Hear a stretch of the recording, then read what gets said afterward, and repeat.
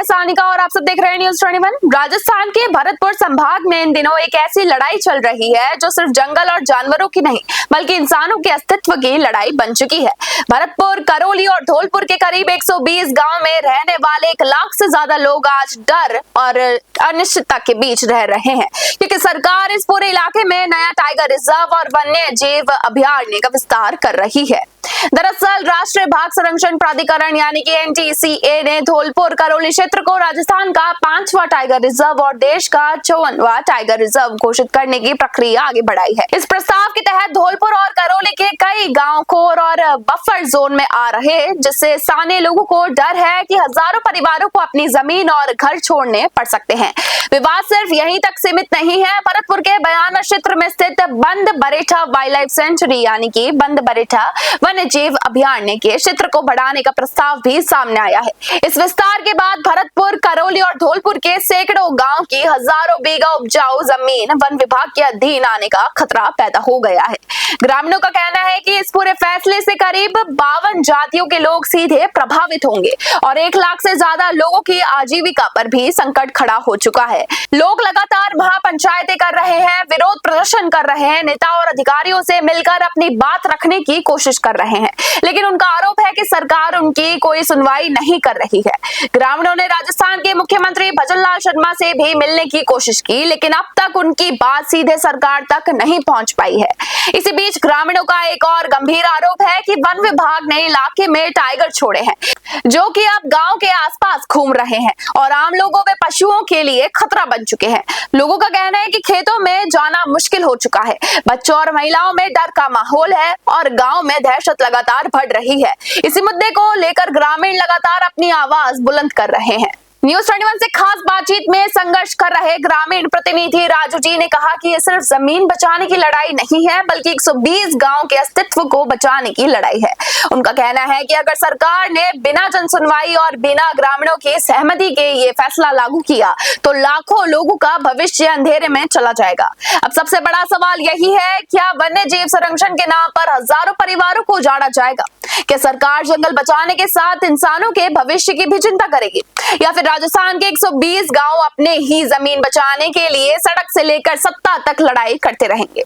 देखिए न्यूज़ 21 की special report. Raju ji, कब से ये मामला शुरू हुआ है टाइगर रिजर्व सेंचुरी बनाने का? कब आपके पास कोई नोटिस भी आया है क्या? जी देखो, नोटिस वगैरह भी आए हैं, सब काम हुए हैं वो तो, और काफी दिनों से चल रहा है। नोटिस कब आया आपके पास? ये 23 में आया था, मेरे साथ 23 में आया था। नोटिस में क्या लिखा था? अब नोटिस अभी मैं आपको बताऊं कि इसमें क्या लिखा मोबाइल था? मेरा स्विच ऑफ है, मैं आपको विद प्रूफ आपको पूरे कागज बताता। नोटिस में क्या लिखा गया था? क्या रिक्वेस्ट करी गई आपसे? वहाँ से खाली करने की? हाँ बिल्कुल, गांव खाली करने की बोली है। 120 गांव हैं और तीनों जिले आते हैं, करौली, धौलपुर और भरतपुर, और वहाँ पे जबरदस्ती किसानों को विस्थापित करके और वहाँ पे सेंचुरी बनाई जा रही है। अभी वन विभाग ने KP3 टाइगर छोड़ा था वहाँ पे, तो हमारी गौ माता है जिसका कई गौ माताओं का शिकार किया था, कई बच्चों को भी परेशान किया है। मतलब वहाँ पे लोग बाग जो अपने खेती से और खेती पे जाते हैं या कोई काम करने जाते हैं तो वहाँ उन लोगों को भी परेशान किया है बहुत। और वहाँ के एक DOO साहब है, उन्होंने तो यहाँ तक ही बोला था कि ये टाइगर के लिए बहुत अच्छी जगह है। पर आप DOO साहब और मैं सरकार के जो वन मंत्री हैं, चाहे सरकार हो, तो सभी से ये निवेदन करना चाहता हूँ कि वहाँ पे सेंचुरी बिल्कुल ना बनाई जाए, और अगर आप ज़बरदस्ती करोगे तो हम बिल्कुल अपनी जान की कुर्बानियाँ दे देंगे, पर हम वहाँ पे टाइगर रिजर्व सेंचुरी, बंद बरेठा सेंचुरी नहीं बनने देंगे। 120 गांव प्रभावित हो रहे हैं और सबसे ज्यादा वहाँ के जो किसान हैं 36 कौम के प्रभावित हो रहे हैं। 120 गांव में सबसे ज्यादा एरिया किस विधानसभा क्षेत्र का है? देखो साहब, भरतपुर से भी हैं, करौली सबसे ज्यादा जो प्रभावित क्षेत्र हो रहा है, करौली, धौलपुर और भरतपुर तीनों ही हो रहे हैं, पर करौली ज्यादा हो रहा है। करौली ज्यादा हो रहा है। किस जिले से आते हैं? मैं भरतपुर से आता हूँ, भरतपुर से भी हो रहा है। इसको लेकर के आप अभी तक सरकार के पास गए हैं? सरकार के पास बिल्कुल जा रहे हैं, मिल रहे हैं, और आज मैं यहाँ पे आया था तो 5 जना की मीटिंग में भी आप बता रहे हैं कि आपने वहां पर भी आपकी आवाज उठाई, बात रखी, वहां क्या मिला आपको? पांचनाक की मीटिंग में देखो ऐसा है, उसमें अभी सभी आपने आपके जो 120 गांव है इसकी बात रखी ना वहाँ सभी के बीच में, वहां से आपको क्या मिला, क्या कहा गया वहां से? नहीं रखी वहां पर बात, नहीं, बात नहीं रखी। नहीं रखी आप सीएम साहब के पास गए भरतपुर ना। क्षेत्र अभी में? आप आज मैं सीएम साहब के यहाँ आया था तो उनसे बात की थी। क्या सीएम साहब को इस मामले का नॉलेज नहीं होगी? अब वो तो उनको पता है। अब मैंने तो बोला था, मैंने साहब ऐसे ऐसे हम बिल्कुल वहाँ बनने नहीं देंगे, वहाँ जनता का बहुत जबरदस्त तरीके से सीएम साहब भरतपुर से आते हैं जी, और बेडम साहब जो गृह राज्य मंत्री हैं वो बिल्कुल भी भरतपुर से आते हैं। सभी चीजें अपन देख रहे हैं, भरतपुर धौलपुर करौली के बड़े नेता ये है इस बार। और हम, आप जो आवाज उठा रहे हो, क्या आपने उनके पास जाकर के उठाई? देखो अभी तक अकेला मैं नहीं उठा रहा इस आवाज को।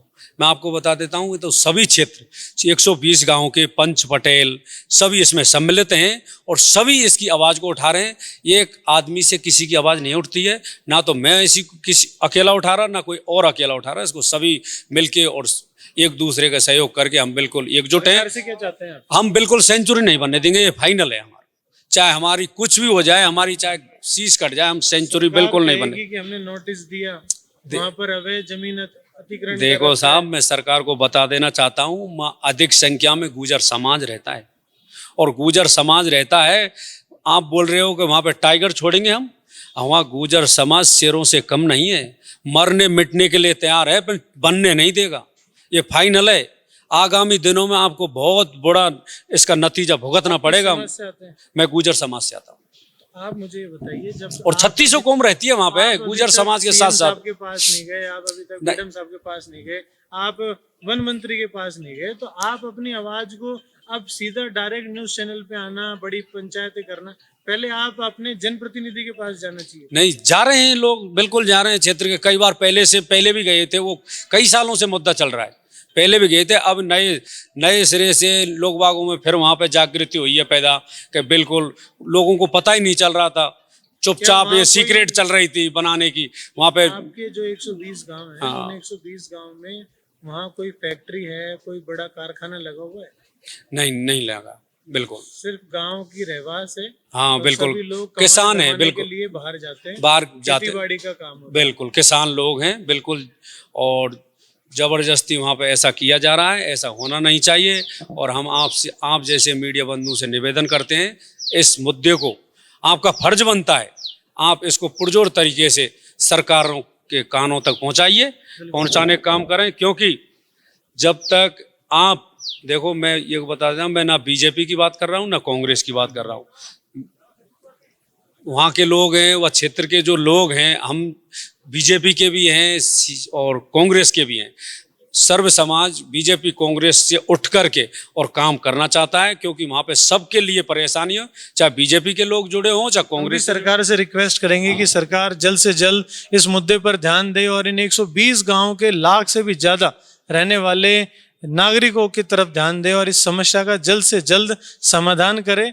और जो लोग जहाँ रह रहे हैं वहाँ जानवर भी रह सकता है रहने को तो, लेकिन वहाँ बच्चे से लेकर बुजुर्ग तक सभी लोग रहते हैं। तो जो टाइगर अभी वहाँ छोड़ा गया है उसे फॉरेस्ट विभाग जल्द से जल्द अपनी हिरासत में ले और उसे जंगल के जो उनके लिए बनाया गया एरिया उसमें रखे, और जो नागरिक वहाँ रह रहे हैं उन्हें कोई बड़ी समस्या का सामना ना करना पड़े।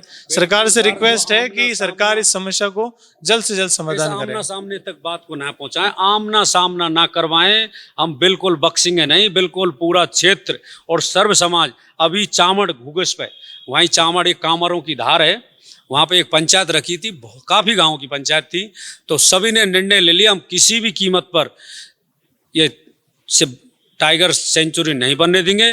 और अगर बनी तो ये आंदोलन कब उग्र हो जाएगा ये सरकार को पता भी नहीं चलेगा।